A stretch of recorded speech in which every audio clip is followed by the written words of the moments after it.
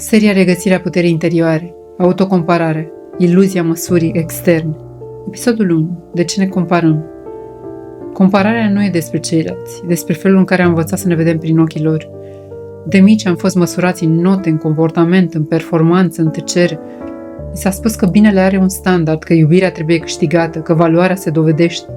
Și fără să știm, am început să ne trăim viața într-un concurs care nu se termină niciodată. Ne comparăm pentru că undeva adânc credem că există un mai bun care ne va aduce în sfârșit pace. Dar pacea nu vine din comparație, vine din acceptare.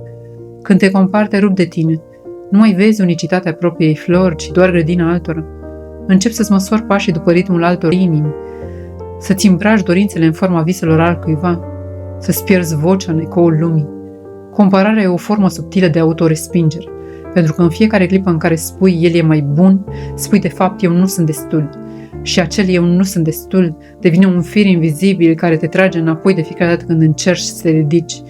Dar nu ești vinovat. Te-ai comparat doar pentru că ți-a fost frică să fii diferit, pentru că ai confundat apartenența cu uniformitate, pentru că ai crezut că a fi iubit înseamnă a semăna cu ceilalți.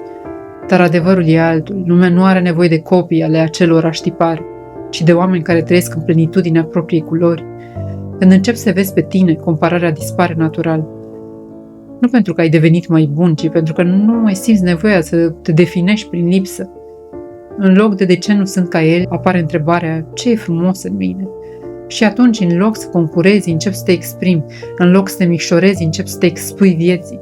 Adevărata libertate nu e să fii mai bun decât ceilalți, ci să fii liber de nevoia de a te compara cu ei. Pentru că unicitatea ta nu e o competiție, e o amprentă energetică, una care nu se repetă niciodată. Privește astăzi un om fără să te compari cu el. Privește-l ca pe o altă formă a aceleiași vieți. Și vei înțelege că nu există mai mult sau mai puțin. Există doar moduri diferite în care iubirea se exprimă prin noi.